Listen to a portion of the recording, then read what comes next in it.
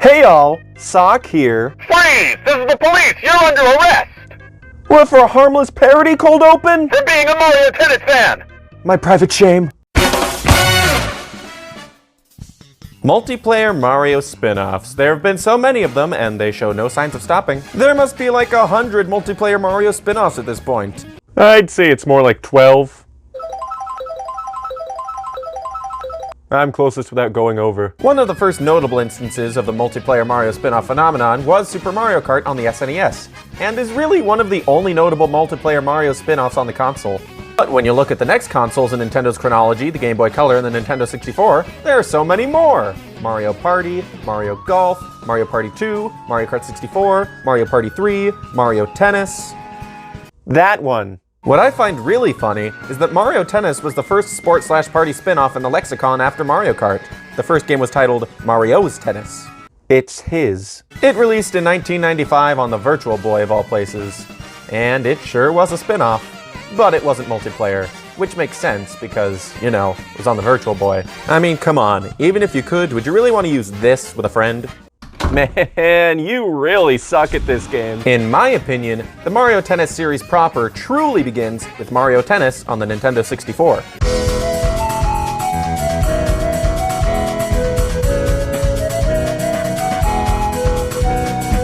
I first played this sucker with my siblings and the occasional stranger at the McDonald's play place. And I was 40. Nah, but seriously. I knew about Mario before playing this. I don't think it's possible not to, it's so ingrained in our cultural ethos.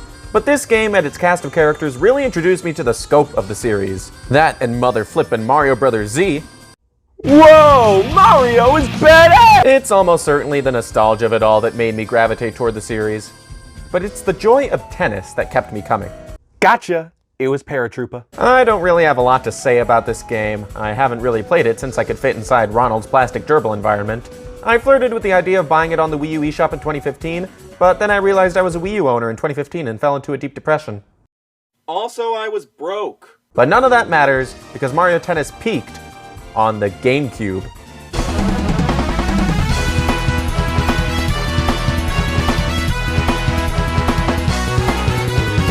Mario Power Tennis is, in my opinion, an S-tier Mario multiplayer spin-off. There really is something so magnetic to me about just playing tennis. And Paratroopa. The competition, the back and forth, the mix-ups, the psych-outs, the energy, the intensity. Paratroopa, my boy! All that worked just fine for me as a young sock. Heck, I even really enjoyed Wii Sports Tennis above all the other vanilla Wii Sports games. But Power Tennis really kicked things up a notch. Power shots, stage hazards, Wiggler. It just clicked with me. And strange as it sounds, this game introduced me to most of the Mario cast. I never played Sunshine before this game, so seeing that Bowser had a son who wore a bib with a crudely drawn scary face on it to hide his pinchable baby cheeks, it just really endeared me. And I was 40. Now, I didn't own this game as a kid, I didn't even own a GameCube. I just played it mostly at a couple of my friends' houses and, you guessed it, lower middle class poverty loves Filet-O-Fish Fridays. I've since bought myself a GameCube from a retro game store and copped myself a copy of Power Tennis. And I've gotta say, I am floored by the creativity on display here. Like, take this opening cutscene, right?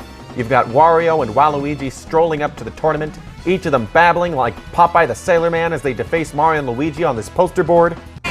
Take this, Mr. Eyeballs! That's me. And then these bean-shaped robot cop characters, who, to my knowledge, had not appeared in any Mario games prior, nor have they ever been used since, show up and chase them around for the crime of vandalism. Then the two of them escape through a door that leads to a Bowser lair that he for some reason has under here. Then Bowser enlists their help in joining the tennis tournament, and yada yada yada. None of this goes anywhere, but it's so freaking charming. There are even animated bloopers. Action.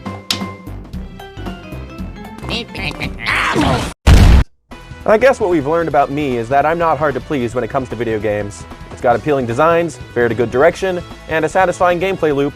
I'm all for it. So, what came next?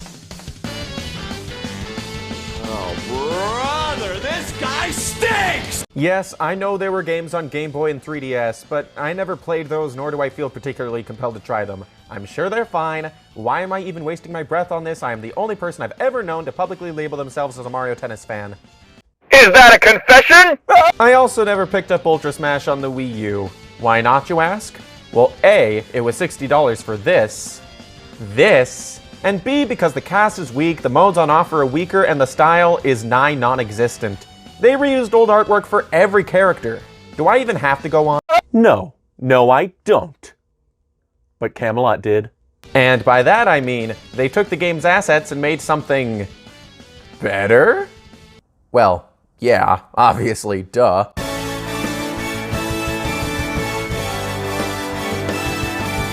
When this game was first revealed in a Nintendo Direct Mini in the first half of 2018 and slated to release a couple months from then, I was pretty excited.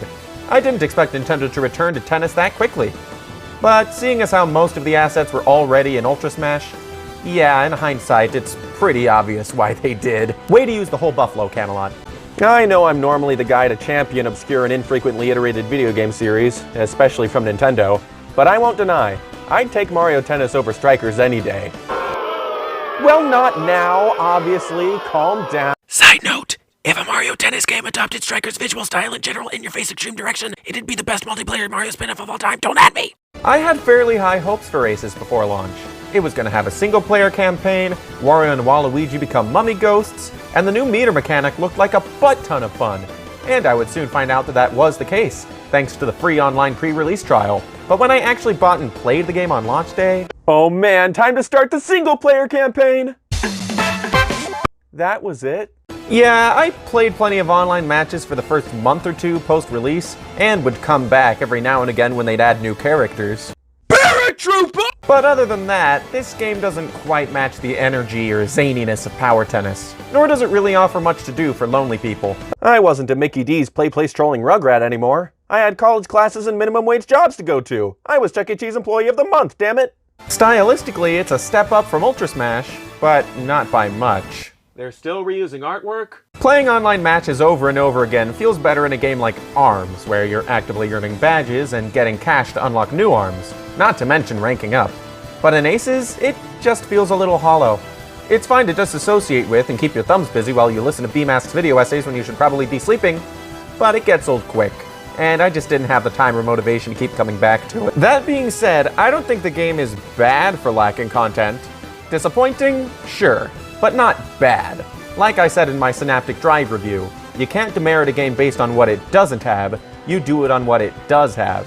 And what Aces has is fine. Even before it got all of those updates with new characters and modes, it was perfectly fine. And you know what? It was probably just as good, if not a little better than Power Tennis when you consider the fact that it has online alone. But I don't know, man, it's missing something. A certain spunk, kookiness, some spark of originality that Power Tennis unquestionably had. I'd say Camelot can do better and should definitely consider going harder on the theming, designs, cohesion, and single-player offerings for the next game. But yeah, no, I may not be a big RPG fan, but they should definitely go back to Golden Sun first. I have a displaced empathy for neglected video game franchises, what can I say? So yes, officer, I admit it. I'm a fan of Mario Tennis. I really only like the console games because they remind me of simpler times. I haven't played the RPG version on Game Boy, or the Virtual Boy version, or the subpar-looking 3DS game. But as far as Mario multiplayer spin-offs go, I'm most invested in Mario Tennis. Go ahead.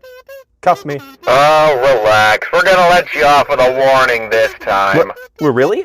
Well, why? Because I'm white? No, you've got no hands to cuff. Thank you very much for watching this video. If you enjoyed it, give it a like, leave a comment down below, subscribe to my channel if you aren't already for more content like this, and if you really want to go the extra mile in helping my channel out, consider donating to my Patreon page for as little as $1 a month. Thank you all very much for watching, and I will see you the next time I see you.